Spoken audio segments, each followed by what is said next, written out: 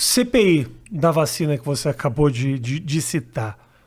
Eu fico tentando entender, assim, a gente acaba não entrando em detalhes específicos do que está acontecendo nesse momento, porque esse vídeo a galera ainda vai ver muito, e a CPI da vacina, quando acabar, ainda vai ser falada durante muito tempo.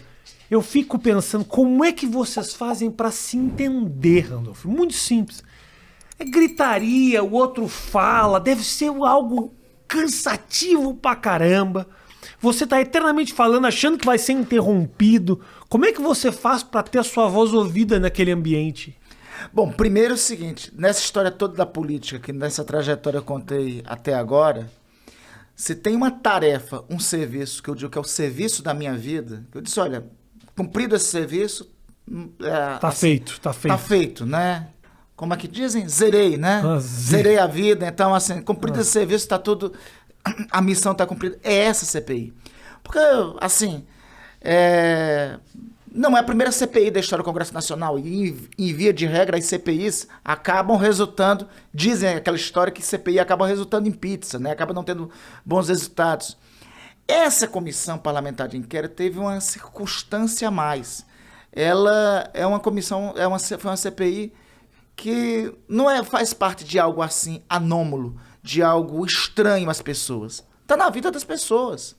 Pandemia, a Covid, há 2 anos está interferindo nas nossas vidas, né? Está interferindo no nosso modo de vida, está interferindo no uso da máscara, está interferindo na necessidade das pessoas se imunizarem.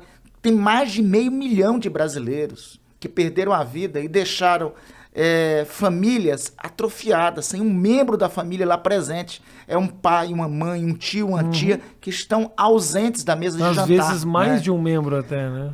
Em alguns casos, mais de um membro. Então, quando nós propusemos, eu fui o autor do requerimento que criou essa CPI, né? Quando a propusemos, eu tinha consciência, se nós conseguíssemos instalá-la, ela ia ser uma tarefa para o restante das nossas vidas. Eu costumo dizer, Rafinha, essa CPI não é... Pergunta, não, mas você é candidato? Eu disse, olha, eu não falo em candidatura nem em campanha agora, enquanto estiver nessa CPI.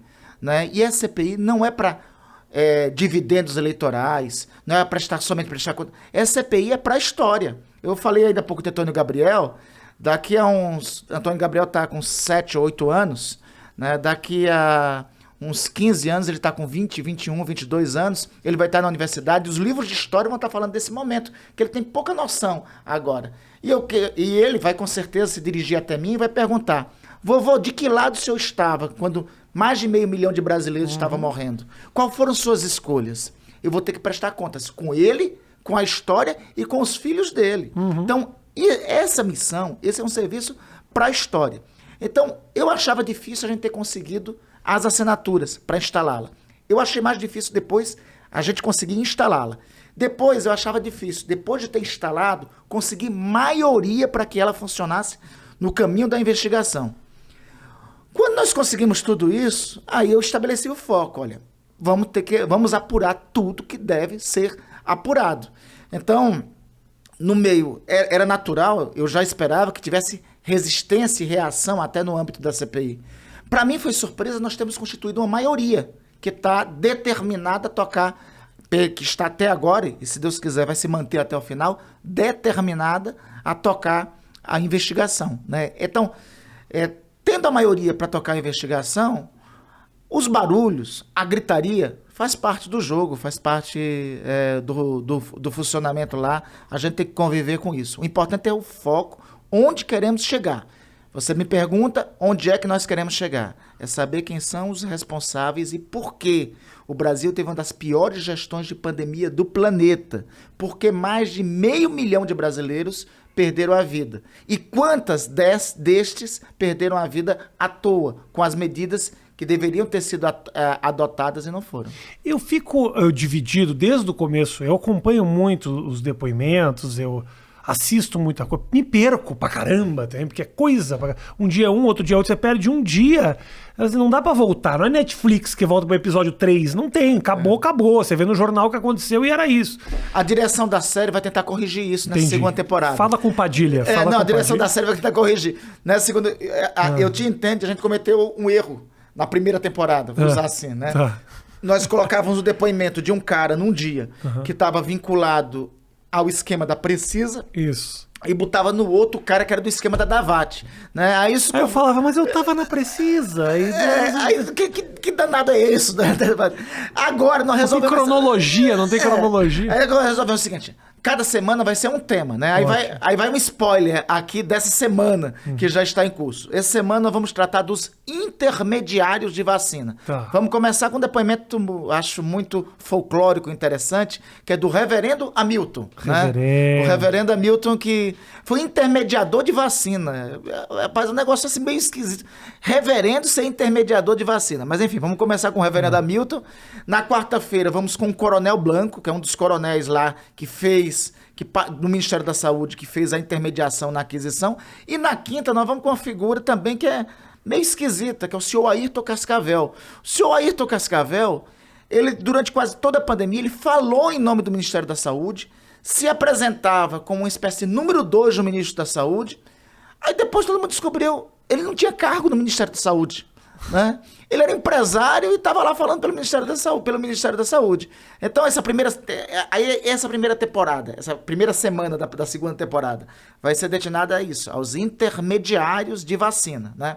A segunda nós pensamos em tratar somente do caso Precisa. Tá. Na terceira talvez seja o caso da VTC Log e o caso da VTC Log e os hospitais federais do Rio de Janeiro, que é um negócio bem mais pesado, porque aí pode envolver até milícia. Agora deixa eu te fazer uma pergunta. Eu entendo que a busca é para saber onde estão os erros, os equívocos, as manipulações, os roubos, eu entendo perfeitamente.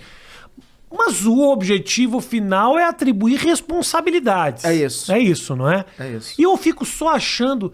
Será que não é meio perda de tempo a gente ficar nesses pequenos detalhes enquanto eu vejo depoimentos do presidente da República que deixam absolutamente evidentes o fato de que cagaram do começo ao fim desse processo.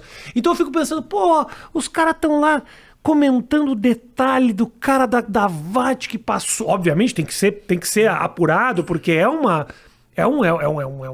possibilidade terrível de corrupção. Agora, o presidente da República tá cuspindo na cara de criança nas manifestações, tá saindo sem máscara, não se manifestou publicamente a respeito da vacina a favor e que me vacinei. Quer dizer, prende o cara, acaba aí. Faz alguma coisa, Randolph. Olha, assim... gostaria de ter os instrumentos, as ferramentas para fazer logo isso. Agora temos que ouvir uma coisa. Mas você entende a minha agonia? Entendo. Porque, por um lado, eu vejo toda essa movimentação, mas do outro lado eu vejo evidente a falta de responsabilidade. Tá aqui o problema. Exato. Não, isso aí, Rafinha, esse teu sentimento, é por isso, inclusive, que a atuação da CPI tem apoio popular. Porque esse sentimento é o sentimento da ampla maioria dos brasileiros. A ampla maioria dos brasileiros, eu tenho certeza, não queria que um membro de sua família tivesse morrido de uma doença que poderia ter sido evitada, que poderia ter evitado a morte desse membro da família. Né? Eu acho que o grande mérito da CPI foi o seguinte, até antes da CPI, o que é que o presidente da República fazia? Fazia todos esses despaupérios, ninguém fiscalizava, a CPI só existe, alguém pergunta... Não, mas você buscou a CPI. Eu disse, eu não busquei. Eu preferiria que não tivesse CPI. Se o Procurador-Geral da República, que é o senhor Augusto Aras, tivesse cumprido o papel dele, nós não teríamos CPI. Se o Ministério Público Federal, se a Procuradoria-Geral da República, melhor dizendo, tivesse feito as investigações, tivesse detido os excessos do presidente da República, não precisaria do parlamento fazer isto. Né?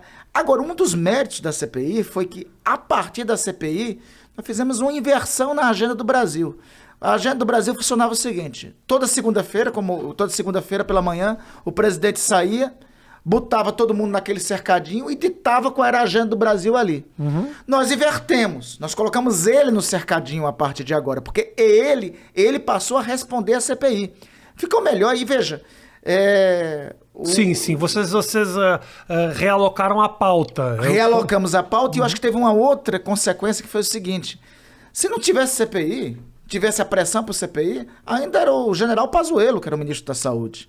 Né? Veja aí o salto da vacinação no país. Ocorreu depois que a CPI foi instalada. Né? Então, se não fosse a CPI, o pessoal estava falando impunemente até hoje de hidroxicloroquina. Ainda tem alguns que conseguem, né? Tem um colega senador lá que chegou a dizer que um estudo contra a hidroxicloroquina foi financiado por uma atriz pornô. Aí depois o pessoal no Twitter disse que era Mia Khalifa. Né? Mia Khalifa. Vamos tratar pelo nome porque essa pessoa é importante. Não é qualquer um. Não é qualquer uma. Essa pessoa marcou muito a minha vida, Randolph. Vamos respeitar ela. Depois você vai detalhar esses dados aqui. Okay. Tem uma DR com a tua esposa sobre isso? Ela sabe das minhas preferências, ela me acompanha, é parceira. Moleque é... Então, embora ainda tenha alguns que absurdamente sustentem esse negócio da hidroxicloroquina, né? Mas hoje já reduziu e a sociedade começou a compreender que isso até nos 2, 3 meses primeiros da pandemia, poderia ter algum resultado, porque não tinha resposta. Mas depois, comprovado pela ciência que não tinha eficácia, insistir nisso não era só burrice, era criminoso, que foi o caso do Brasil. E no começo, Rafinha, da CPI, da investigação, no começo da condução da investigação, qual era a hipótese que eu trabalhava? Não, isso aí foi doidice, foi negacionismo, foi ideologia. Né? Foi por isso que cometeram esse conjunto de erros, né? Por isso que você disse muito bem, o presidente da República sai, cospe em criança e tal.